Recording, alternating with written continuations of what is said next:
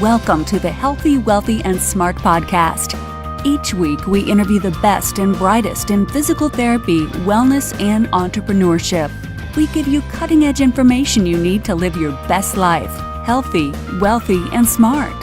The information in this podcast is for entertainment purposes only and should not be used as personalized medical advice. And now, here's your host, Dr. Karen Litzy. Hey everybody, welcome back to the podcast. I am your host, Karen Litzy, and I want to thank you so much for downloading and listening to the podcast.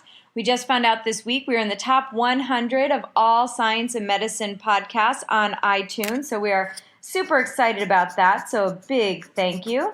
And I also want to say congratulations to Julie. She is the executive producer here at Healthy, Wealthy, and Smart, and she just passed the NPTE, so she is a fully licensed doctor of physical therapy. So congratulations to Julie. We're all very happy for you.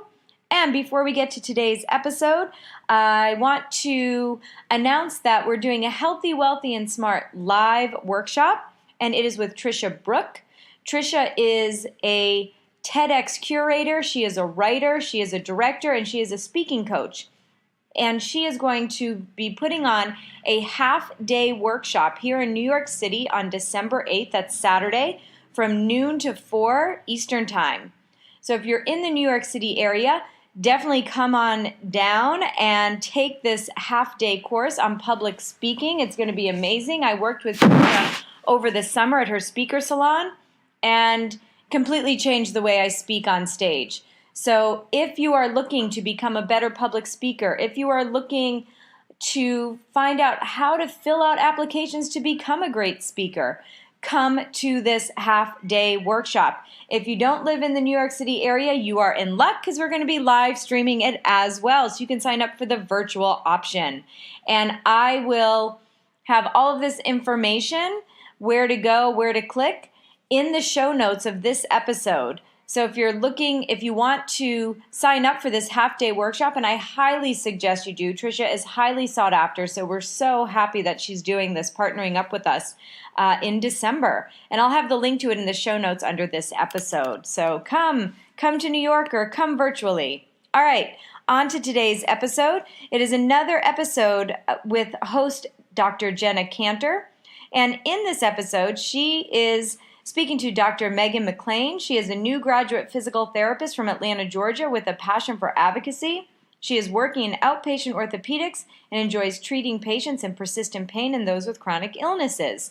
And in this episode, they talk about one of Jenna's favorite things to talk about, and that's advocacy for the profession.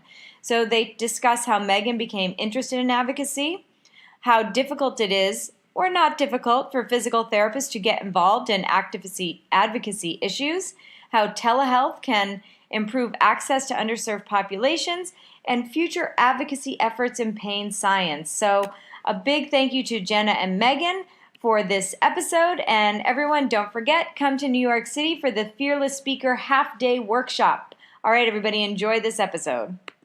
Hello, this is Jenna Kantor. I'm partnering with Healthy, Wealthy, and Smart as a host, and I am thrilled because I get to interview Megan Leigh McLain, who is somebody I met actually through social media as a big advocate for the physical therapy profession. So yes, that is our topic today, advocating for physical therapy, and she is such a passionate physical therapist that I have learned from her just from our conversations, and she has helped me take my grassroots advocacy for PT to a whole new level. So first of all, Megan, thank you so much for being in this podcast interview. Thanks so much for having me on. This is a thrill. So let's jump right in. So what exactly got you interested in advocating for PT in the first place? So I actually first became aware of advocacy efforts through my school.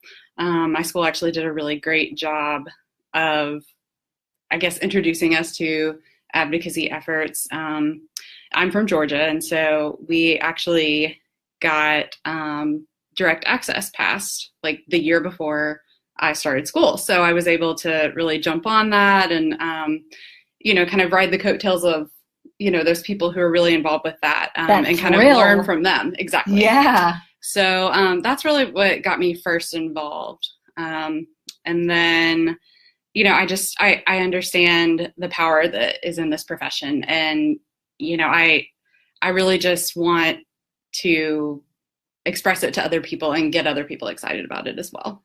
Yeah. And through advocating, you get to take action and make that difference. Exactly. So is advocating difficult for a physical therapist? Why or why not? Honestly, I would say no, because when you look at the definition of an advocate, we looked it up. Yes, we absolutely looked it up. Definition time. So an advocate is someone who publicly supports or recommends a particular cause or policy. So by this definition, literally all of us are advocates for PT, because I mean, we talk about it all the time. We're physical therapists. That's what we do, right? So even just having a conversation with your neighbor, your family, and just educating them about what you do as a physical therapist, bringing awareness to the profession, I think that's advocacy right there. Yeah. So no, I don't think it's difficult. And I think it's something that we all have a professional responsibility to do. And the power to do. Exactly. Okay, so APTA, they have a bunch of different bills that they are hyper-focusing on, Yes. and they do a great job with bringing this to DC annually at the Federal Advocacy Forum. That being said, what current bill within the APTA are you currently passionate about? So I've gotten really, excited about this whole telehealth opportunity. That's a big deal. It's actually the Connect for Health Act.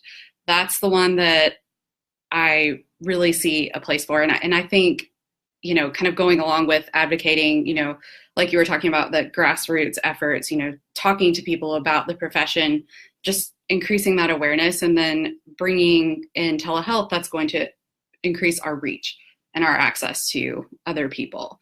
And other potential patients that we might not otherwise be able to reach. Like I know in Georgia, we have a lot of rural areas where there's not access to a physical therapist. So I really think that's going to help out a lot of people in this country.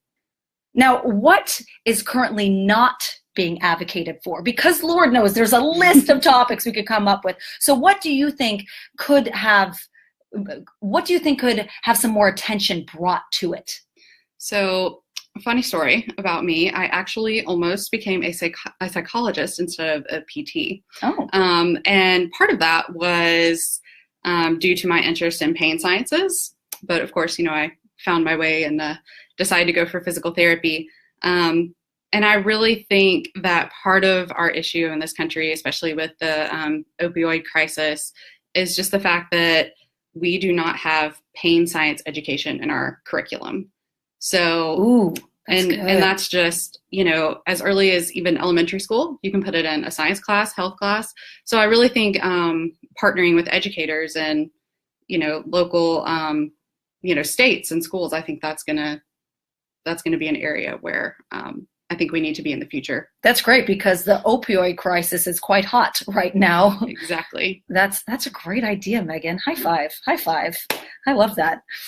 Now, do you try to get others involved with PT advocacy? Because clearly you have this passion, so you want other people to get involved. You mentioned that when you were talking about the definition, but do you try, and then have you had success with it? I have tried. It's very difficult, I found, being a student, just getting other people involved, because everyone's very busy. Mm-hmm. And I think it's something that I'm going to have more success with in the future, for sure. I have as a professional? Yes. I mean, I have a couple of things that I'm working on right now with a few of my mentors. And so we'll see where that goes in the future. But tried. I think the National Advocacy Dinners for students are a great idea. And that's something that we tried to get off the ground last year. And I really hope that it happens in the future, for sure. That's great. Would you mind going into more depth on what you are doing now in relation with PT advocacy? Because you started to tap upon a little bit. I want to just, for your last question, I really want you to share that. Sure.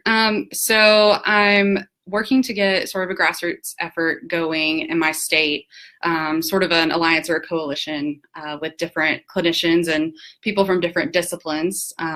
Like I mentioned earlier, one of my mentors is really involved with that.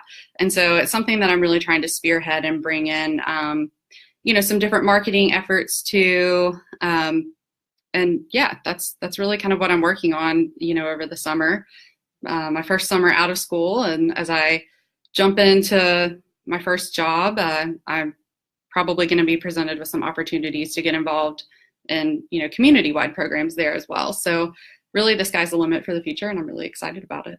That is such a great attitude, especially going from the student world to the professional world. You are not deterred, because even trying to find your own job is scary enough. But I love that your passion is getting you to continue on with advocating for the profession. So thank you. Thank you for sharing your passion and your willingness to keep going with making that change grassroots wise. Thank you. Thank you so much, Megan, for coming in for this podcast interview. I really truly appreciate it. No, thanks so much. This was a lot of fun. Thank you for listening, and please subscribe to the podcast at podcast.healthywealthysmart.com. And don't forget to follow us on social media.